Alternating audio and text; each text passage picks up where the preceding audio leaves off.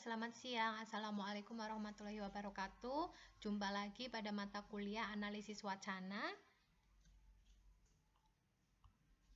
Di sini kita akan membahas tentang klasifikasi wacana berdasarkan bentuk.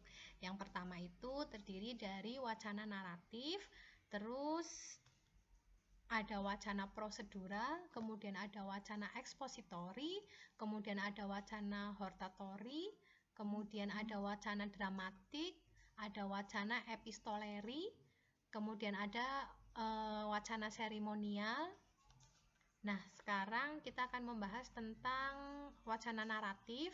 Di sini yang dimaksud wacana naratif yaitu rangkaian tuturan yang menceritakan atau menyajikan melalui penonjolan tokoh, pelaku dengan maksud memperluas pengetahuan pesertanya.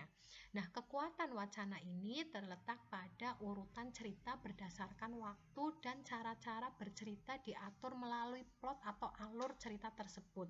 Jadi wacana naratif ini itu pasti ada tokoh utamanya, kemudian tokoh utamanya itu melakukan sebuah kegiatan atau melaksanakan sebuah, atau bukan melaksanakan ya, mengalami sebuah kegiatan di situ, tapi kegiatan tersebut itu secara teratur, secara urut gitu loh, dengan plot-plot. Misalnya pagi dia berangkat sekolah, terus kemudian dia mengikuti pelajaran, kemudian siang dia makan siang, kemudian sekolah itu pulang sore hari pukul berapa, itu diceritakan sesuai dengan plotnya gitu. Nah, kemudian wacana prosedural di sini yaitu rangkaian tuturan yang melukiskan sesuatu secara beruntun yang tidak boleh dibolak-balik alurnya. Nah, karena urgensi di sini unsur yang lebih dahulu menjadi landasan unsur berikutnya. Itu disebut wacana prosedural, tidak boleh dibolak-balik. Nah, misalnya Anda membuat langkah-langkah ya, misalnya langkah-langkah memasak telur gitu ya, kemudian langkah-langkah menyalakan dispenser, itu kan prosedur dari awal sampai akhir, tidak boleh dibolak-balik dan urutannya itu tidak boleh salah. Nah, itu wacana prosedural. Kemudian wacana ekspositori yaitu rangkaian tuturan yang bersifat memaparkan suatu pokok pikiran dengan cara menyampaikan uraian bagian-bagian tiap detailnya. Nah, tujuan pokoknya adalah tercapainya tingkat pemahaman akan sesuatu itu supaya lebih jelas gitu ya. Jadi wacana ekspositori ini, rangkaian tuturan itu nanti sifatnya akan menjadi lebih jelas, memaparkan suatu pokok pikiran menjadi lebih jelas, lebih mendalam, dan lebih luas. Kadang-kadang wacana itu bentuknya itu berupa ilustrasi, contohnya perbandingan. Nah, supaya lebih jelas, misalnya perbandingan pendapatan negara Indonesia dengan negara Malaysia. Nah, di wacana ekspositori itu nanti ditambahi dengan grafik pendapatan tahun 2020, tahun 2020 pendapatan Malaysia, 2020 pendapatan Indonesia tahun 2020, seperti itu.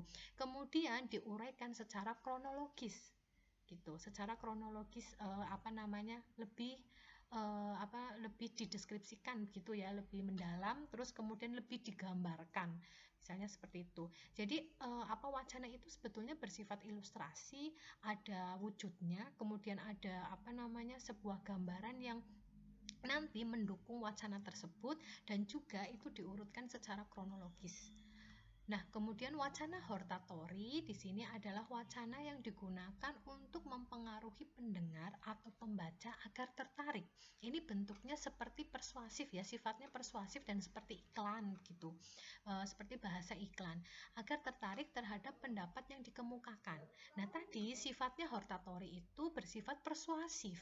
Tujuan ini sifatnya persuasif dan tujuannya untuk mencari pengikut agar bersedia melakukan atau menyetujui pada hal yang disampaikan dalam wacana tersebut.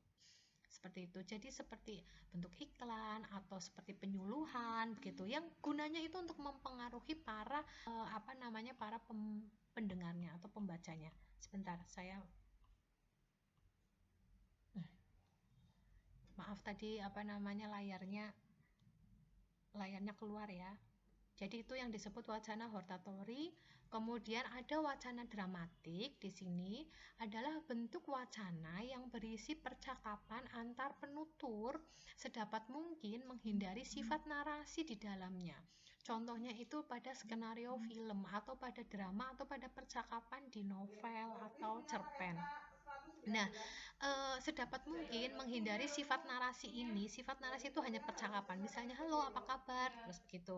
Terus, ya, kamu mau kemana? Langsung ke topik pembicaraan gitu. Nah, kemudian wacana epistoleri adalah wacana yang dipergunakan dalam surat menyurat.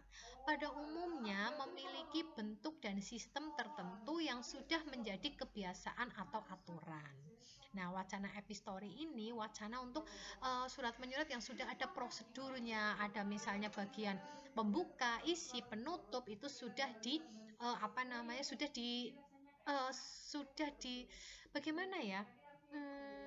Diilegalkan begitu, dilegalkan seperti itu loh teman-teman. Jadi ada peraturannya seperti itu, dilegalkan maksud saya. Nah, kemudian ada wacana seremonial. Di sini adalah bentuk wacana yang digunakan dalam kesempatan seremonial atau upacara. Karena erat kaitannya dengan konteks situasi dan kondisi yang terjadi dalam seremonial, maka wacana ini tidak dipergunakan dalam sembarang waktu. Gitu teman-teman. Jadi seremonial ini misalnya pada upacara kemerdekaan, terus pada upacara apa namanya pernikahan dan lain sebagainya. Baik teman-teman, itu apa namanya bentuk-bentuk wacana, bentuk-bentuk klasifikasi wacana berdasarkan bentuknya ya. Nanti petunjuknya ada di kolom komentar. Terima kasih atas perhatiannya teman-teman. Selamat siang.